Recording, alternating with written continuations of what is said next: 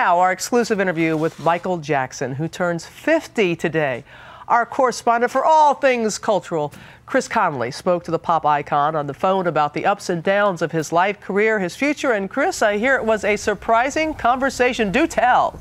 Yeah, kind of surreal to be actually talking to Michael Jackson, especially over the phone in a voice that faded in and out like an old radio station when you're driving in a car somewhere. He said he'd take questions about his career, and so that's what we talked about, that and turning the big 5-0.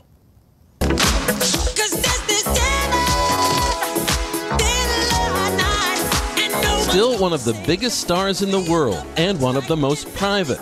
On the eve of his 50th birthday, Michael Jackson gave us a rare interview. How do you plan to celebrate your 50th birthday? Oh, I'll just probably taste with my children and just probably watch some cartoons. Facing a personal milestone that finds many people looking back, Jackson is focused on the future, which he thinks is brighter than ever. As you look back on your career, Michael, what would you have done differently? Still looking forward to doing a lot of great things, but that's hard. I think the best is yet to come, in my true humble opinion. Well, that would take some doing.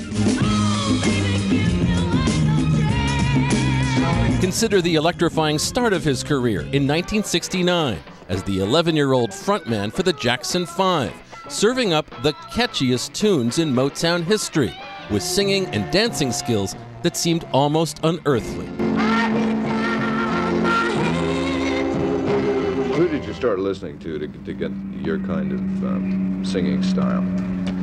James Brown. Some 4 decades later, seems his tastes haven't changed that much. I'm just watching a little, James Brown show right now. Is that right? I love James Brown, yes. As successful as he was with his brothers in the Jackson 5, Michael's career and his subsequent celebrity exploded when he went solo, leading to, he says, the best days of his life. As you look back on 50 years in your career, at what point in your career do you think you were the happiest? The happiest?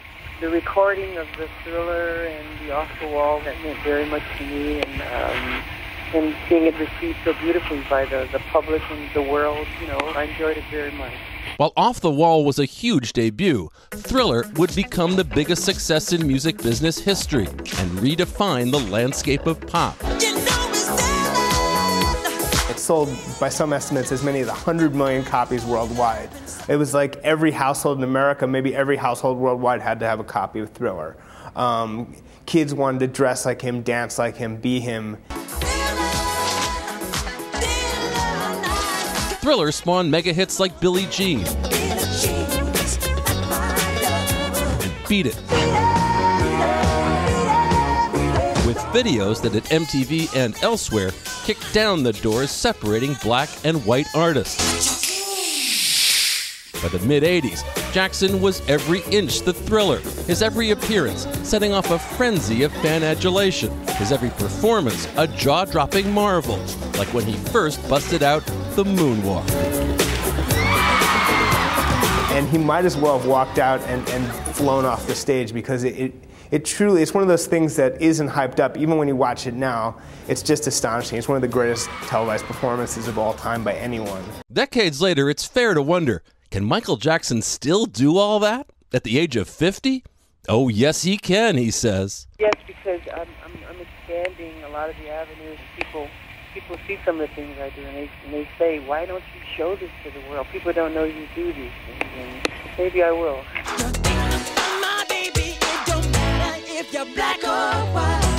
His difficulties have been well documented, but through it all, Jackson's music retains its hold on legions of fans and on a new generation that has clearly felt his influence, like budding teen star Chris Brown. Me personally, I've been a fan of his since I was younger, so me being able to listen to him and, actually be inspired by his dancing as well as his music, actually drives me to be more creative. Jackson says he's a fan too. Some of the younger, newer artists, I think Chris Brown's doing wonderful, and Timberlake, and I really admire what they're doing. Is there anything you sacrificed by having this amazing career, 40 years and counting?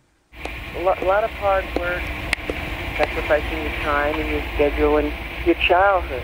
It's giving up your life for the medium. Jackson says he wants to give his kids the kind of childhood he never had. Would you like them to have the same kind of upbringing you did in terms of getting into show business at an early age? Or do you want to say to them, whoa, take a moment, enjoy your childhood? I'm letting them enjoy their childhood as much as possible. I really do. I let them go to the arcades and get out and see and go to the movies and do things. So I think that comes naturally. You know, I want them to get to do the things I didn't get to do. It must mean a lot to you for your kids to be able to do the kinds of things that you weren't able to do, huh? Yeah, I get pretty emotional when I see them having a wonderful time, or they're on a ride and they're screaming and they're happy and they're running, and it makes me emotional. Still, Jackson remains the most elusive pop star of his time. Elusive enough to have avoided the one organization that seems to track down everyone his age. You know, when most people turn 50, the AARP finds them and sends them an AARP card. Have you gotten an AARP card in the mail? Not that I know of. You never know, they can find you wherever you are. I'm sure he'll be getting a call very soon there, Chris. I know you were able to ask him some other questions that we weren't able to share with people, but you did ask him who he would want to celebrate his birthday with, even people that are no longer with us? Yeah, we asked sort of if you could have anybody here to share this milestone who was not around anymore, who would they be?